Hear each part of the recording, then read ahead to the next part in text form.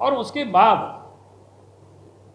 किस प्रकार से आप सोचिए कि 15 अगस्त को पूरा देश आज़ादी का जश्न मना रहा था। सुनील तिवारी जी के घर कटरू में है, बगल में ही। उनके घर में एक बच्चे 9th क्लास में, एक बच्ची 6th क्लास में, भाई बहन वहीं रह करके पढ़ाई करते थे। कोरोना के कारण स्कूल बंद है। पिछले 1 महीना से वो बच्ची अपने घर चली गई। अनगढ़ा में उनका घर है। घर में उनके पिताजी है, उनकी भाभी है, छोटे छोटे बच्चे हैं। और 15 तारीख को अनगढ़ा पुलिस वहां से उन लोगों को उठा करके लाते और धुरवा थाना में 1 बजे रात तक एक 6 साल के बच्चे, एक 4 साल के बच्चे और उनकी माँ यानी उनकी भाभी, जो बच्ची पढ़ रहे हैं, जो बच्ची 6th क्लास में पढ़ रहे, उसके भी 12-13 साल की उम्र। आप समझ सकते हो अगर ऐसे ही लोगों को इतना बजे रात तक कोई, एक तो टॉर्चर ही समझिए, अगर हमारे और आपके जैसे भी व्यक्ति को पुलिस थाना में बैठा करके रखेंगे तो बहुत लोगों का तो पैंट में गीला हो जाता है। डरते हैं भाई। मैं आपको भी बता रहा हूँ, आप सब लोगों को, कि लोगों को डर लगता, वो भी 1 बजे रात तक, 2 बजे रात तक। और 3 बजे उन लोगों को फिर कहाँ ले गया, काके तरफ, उन लोगों को कोई भी पता नहीं कौन जगह पर, कोई हॉस्टल टाइप में है, वहाँ फिर उन लोगों को रखा। और इसके बाद 16 तारीख को 4 बजे बाल कल्याण विभाग का जो रांची वहाँ ऑफिस है, वहाँ इसको सूचना किया और वहाँ ला करके बच्ची को सुपुर्द किया। और इसको प्रेमा आश्रम कहाँ पर है, वहाँ पर उन बच्चे को अभी भी रखा हुआ। अभी बच्चे को जोड़ा नहीं है। 15 तारीख को शाम में हम लोगों ने बहुत बात करने की कोशिश की, सीनियर एसपी से, डीजी से, ग्रामीण एसपी से, कोई स्पष्ट जवाब ही नहीं दे रहा था। यार मामला क्या है? तो आप सोच सकते हो किस प्रकार से पुलिस काम कर रही है टूल के रूप। अगर कोई मामला हो बताओ भाई। कहीं से भी कोई नियम नहीं है। महिला को, छोटे बच्चे को आप रख करके आप,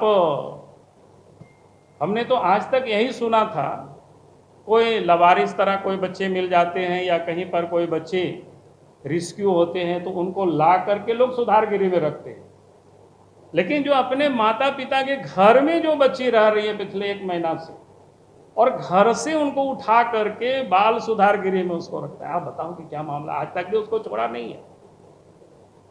कल बताए कि आज छोड़ेंगे, आज पता चला कि ऊपर से टेलीफोन आया कि अभी बच्चे को और 2 दिनों तक नहीं छोड़ना है। भाई क्या हो रहा है मजाक? और उसी में से जो दूसरी जिससे लोगों ने केस कराया, 1 साल पहले वो बच्ची उनके घर में काम करते थे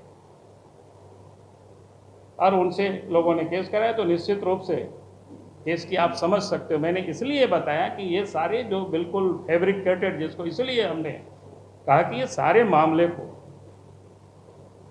या तो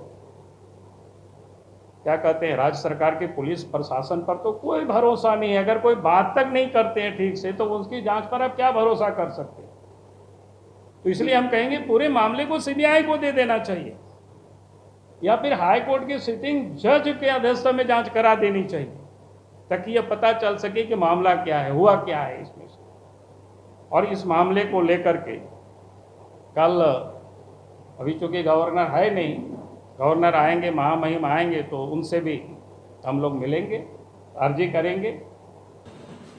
यदि उनके साथ जुड़े हुए कोई लोग हैं, मुझे नहीं मालूम कि वो भारतीय जनता पार्टी के सक्रिय है या नहीं, सदस्य है या नहीं है, या पदाधिकारी है या नहीं है, ये भारतीय जनता पार्टी बताएगी। लेकिन कई सोशल मीडिया प्लेटफॉर्म में हम लोगों ने देखा है कि वो व्यक्ति राजनीतिक सचिव, सलाहकार भी, और उनके बचाव में बाबूलाल जी आ जाते हैं। जो पार्टी का सदस्य तक नहीं होगा, पार्टी का झंडा पीछे लिए बाबूलाल जी उस पर बयान देते हैं। अपने व्यक्तिगत कर्मचारी के बारे में पार्टी का प्लेटफॉर्म करना, प्लेटफॉर्म का यूज करना, हमको लगता है कि भारतीय जनता पार्टी को भी शर्मसार करता है।